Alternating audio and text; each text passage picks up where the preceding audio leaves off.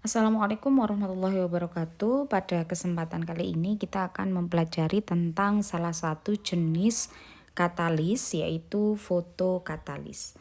Nah, apa sih fotokatalis itu? Fotokatalis ini merupakan salah satu jenis katalis yang bekerja atau berfungsi bila dikenai cahaya tertentu. Cahayanya bisa berupa cahaya UV ya, sinar UV, ataupun cahaya visible atau cahaya tampak. Fotokatalis ini merupakan suatu semikonduktor dengan pita valensi penuh atau kita biasanya menyebutnya dengan valence band ya, dan juga pita konduksi kosong atau conduction band. Jadi ada semikonduktor ini memiliki dua pita. Yang pita pertama adalah pita valensi yang ada isi elektronnya. Pita yang kedua yaitu pita konduksi yang tidak ada isinya. Contoh dari semikonduktor yang digunakan untuk fotokatalis itu ada TiO2, kemudian ada ZNS, ada MOS2, ada Fe2O3, dan juga ada SrTiO3. Nah, tapi tidak cuman ini saja ya, ada banyak lagi fotokatalis yang biasa digunakan ya. Nah, ini hanya contoh saja. Kemudian kalau tadi fotokatalis itu adalah bahannya, katalisnya gitu ya yang digunakan. Nah, kalau fotokatalisis itu adalah metodenya atau metodenya, prosesnya ya. Jadi fotokatalisis ini merupakan proses transformasi kimia yang dibantu oleh adanya cahaya dan juga material katalis. Jadi yang namanya fotokatalis, foto itu adalah cahaya atau sinar ya, kemudian katalis itu adalah material katalis yang biasanya digunakan untuk mempercepat suatu reaksi. Menurut IUPAC, fotokatalisis ini merupakan suatu reaksi katalitik yang melibatkan absorpsi cahaya oleh katalis atau substrat tertentu. Jadi reaksinya reaksi katalitik ya. Kemudian yang dilibatkan adalah penyerapan suatu cahaya. Selain itu, katalisis juga bisa diartikan sebagai suatu proses kombinasi antara fotokimia. Fotokimia ini adalah reaksi yang melibatkan cahaya ya, dan juga suatu katalis. Jadi ada proses transformasi kimiawi atau reaksi kimia yang melibatkan cahaya karena namanya foto tadi sebagai pemicu ya, cahaya ini sebagai pemicu terjadinya reaksi. Dan juga ada katalis yang berfungsi sebagai pemercepat proses transformasi tersebut. Jadi fotokatalis ini merupakan gabungan dari dua jenis reaksi. Yang pertama adalah reaksi fotokimia yang melibatkan cahaya. Yang kedua adalah reaksi katalitik, yaitu yang melibatkan katalis untuk mempercepat reaksinya. Nah, ini adalah reaksi yang melibatkan cahaya ya, yang kita kenal dengan fotosintesis. Ini sangat familiar sekali, yaitu terjadi pada tanaman, CO2 dan juga H2O diproses dalam proses fotosintesis. Karena namanya foto tentu melibatkan cahaya ya di sini. Yang disintesis apa? Yang disintesis adalah gula dan juga O2. Kemudian untuk fotokatalisis yang mana? Nah, yang bawah ini contohnya ya. Ada artificial fotosintesis ya. Fotosintesis yang dibuat begitu, tidak alamiah. Kalau yang fotosintesis di awal tadi itu kan alami di alam. Nah, kalau yang bawah artificial fotosintesis ini dibuat di laboratorium. Contohnya adalah water splitting ya. Jadi water splitting itu adalah pemecahan H2O menjadi hidrogen dan juga oksigen. Jadi H2O kemudian dikenai oleh sinar matahari gitu ya. Sinarnya bisa matahari, bisa visible, bisa UV atau yang lain ya. Menjadi satu produk yaitu H2 plus O2. Jadi airnya itu tersplitting. Tapi ini tidak sesederhana air kemudian dikasih sinar, misalnya ditaruh di bawah matahari terus kemudian menjadi H2 plus O2. Tidak sesederhana itu ya, tentu di sini ada prosesnya, ada katalis yang ditambahkan dan sebagainya. Oke, tapi gambaran umumnya seperti ini. Nah, fotokatalisis ini merupakan kebutuhan ya saat ini. Kenapa? Karena kita lihat di sini ozon di muka bumi itu sudah berada pada level ground level ya, atau bad ozone. Ozonnya tuh jelek gitu. Nah, kenapa? Karena ozon ini tidak diemisikan secara langsung ke udara, tapi terbuat dari reaksi kimia antara NOx atau nitrogen oksida ya. X-nya ini bisa 1 NO atau 2 berarti NO2 begitu ya. Dan juga VOC. VOC ini adalah VOC ini adalah volatil organik compound. Jadi senyawa organik yang volatil. Jadi senyawa organik yang volatil ada macam-macam ya. Nah, kemudian si volatil organik compound ini atau senyawa organik volatil ini bereaksi dengan NOx ya yang ada di udara juga atau nitrogen oksida, dan dengan adanya sinar atau panas dan sinar matahari ya, maka dia akan menjadi ozon. Nah, tapi ozon yang dihasilkan ini adalah bad ozone atau ozon yang jelek. Nah, kemudian dari mana sih VOC dan NOx ini berasal? Jadi NOx dan VOC ini berasal dari fasilitas industri, proses industri ya, kemudian peralatan-peralatan elektronik, kemudian kendaraan bermotor, kemudian pelarut organik dan beberapa yang lain ya yang bisa menghasilkan volatil organic compound dan juga nitrogen oxide ini. Nah, jadi dari beberapa aktivitas manusia yang ada di muka bumi ini itu bisa menghasilkan VOC, volatile organic compound, dan juga nitrogen oxide. Nah, yang nantinya ketika ada sinar matahari dan juga panas akan bereaksi ya menghasilkan bad ozone tadi atau ozon yang tidak terlalu bagus tadi dengan adanya matahari. Kemudian selain menghasilkan volatile organic compound, proses industri, proses rumah tangga dan sebagainya, aktivitas manusia itu juga menghasilkan limbah ya.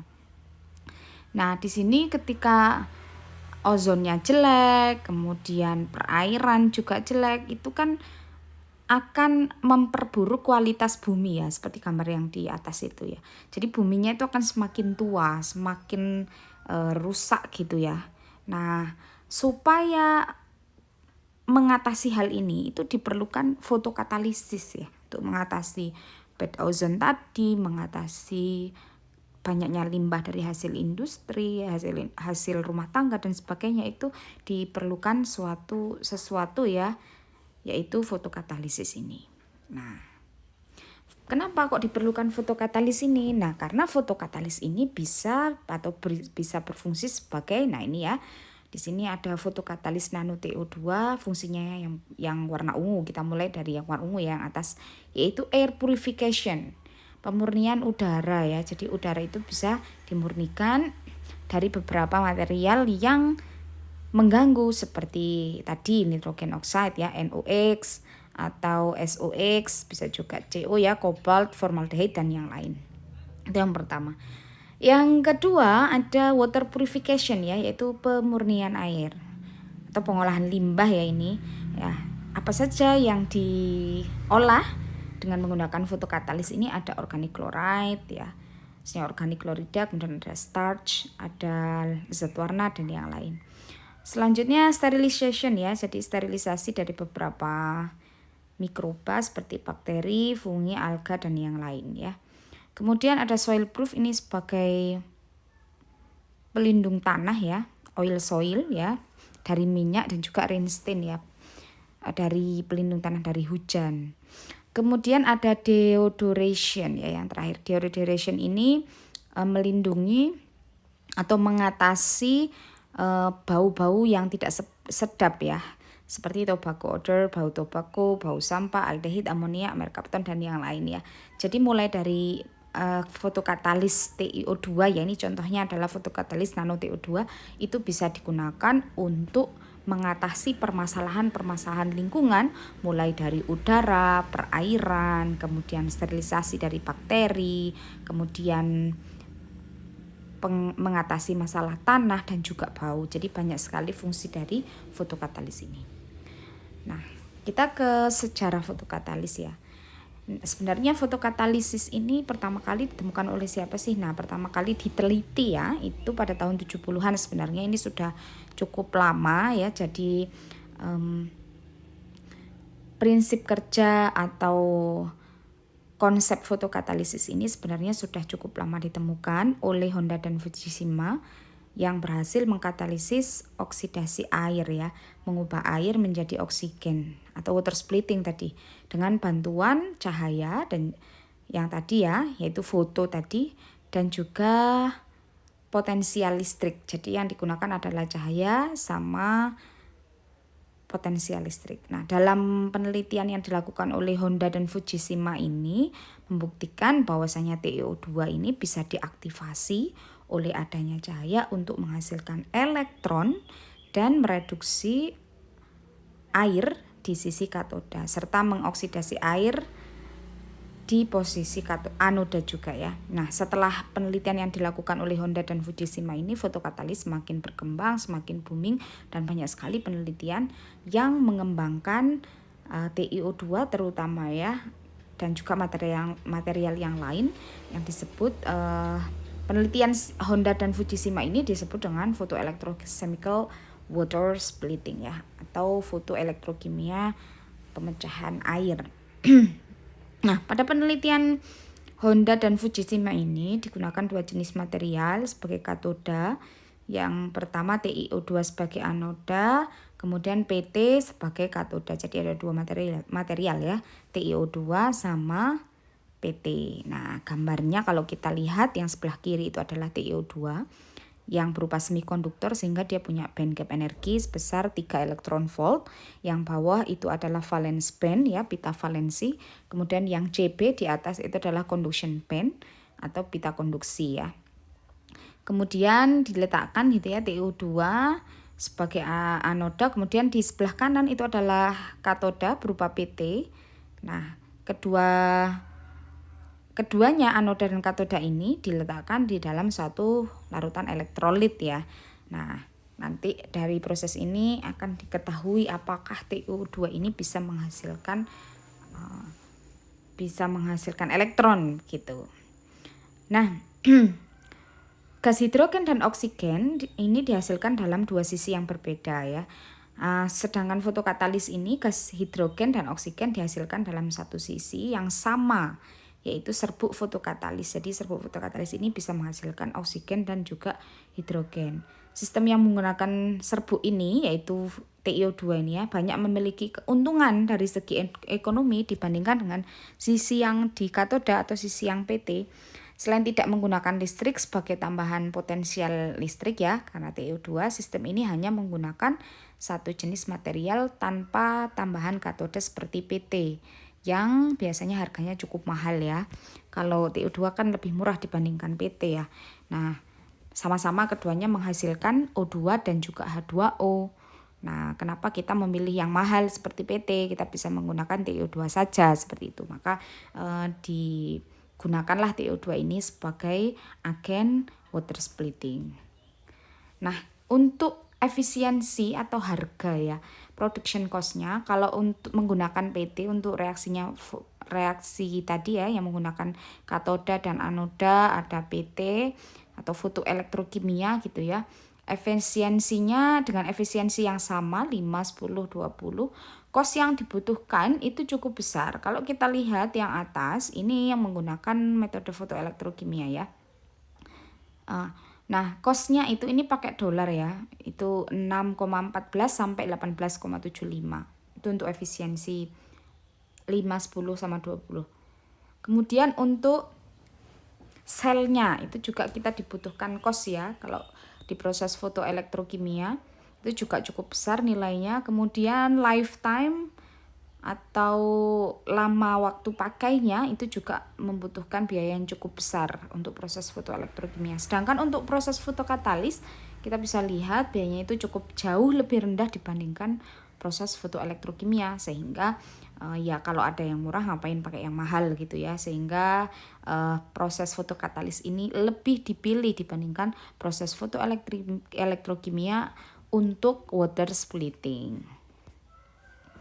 Nah, kita ke pembagian reaksi fotokatalitik itu ada dua macam. Yang pertama adalah reaksi downhill, fotodegradasi ya. Kemudian ada reaksi uphill. Nah, reaksi uphill ini contohnya yang seperti tadi yaitu fotokatalitik water splitting. Nanti kita lihat ya bagaimana uphill sama downhill tadi. Oke. Ini adalah beberapa contoh semikonduktor ya, ada ZrO O2, KTAO3, SRTiO3, TO2, ZNS, dan yang lain.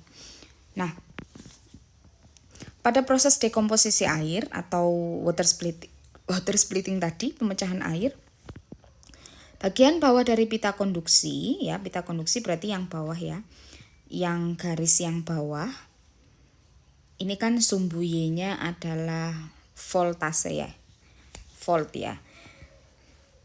Sedangkan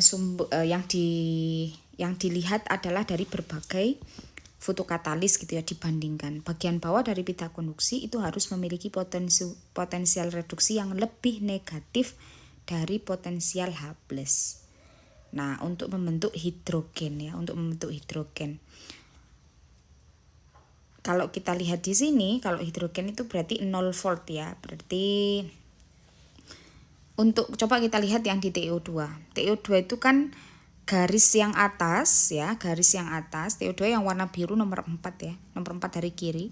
Garis yang atas itu kan lebih dekat ke 0 ya. Jadi dia lebih negatif, potensial reduksinya lebih negatif karena ke bawahnya dimulai dari angka 0 yang paling dia lebih atas dari 0, tapi kemudian yang negatif lebih banyak ya karena ke bawah. Kalau kita bandingkan misalnya dengan sebelahnya ZNS. ZNS itu potensial reduksinya kan ke atasnya itu lebih banyak dibandingkan ke bawahnya ya. Kalau TO2 yang di atas hanya sedikit, yang ke bawah lebih banyak. Nah, untuk dekomposisi air yang lebih cocok adalah yang TiO2 karena memiliki potensial reduksi yang lebih negatif.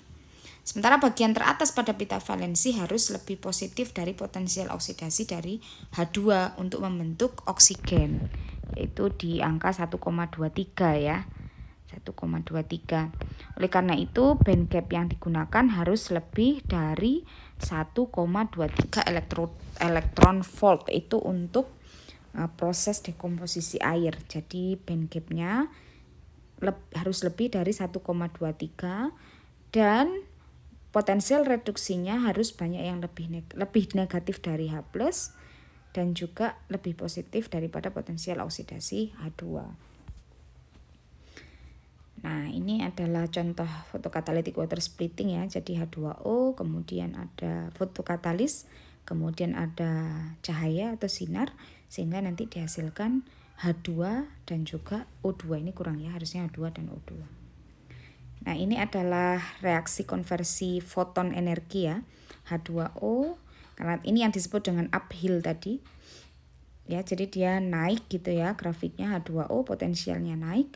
Kemudian akan dihasilkan produk berupa H2 plus O2. Oke, untuk part pertama sampai sini dulu ya, saya lanjutkan di part kedua.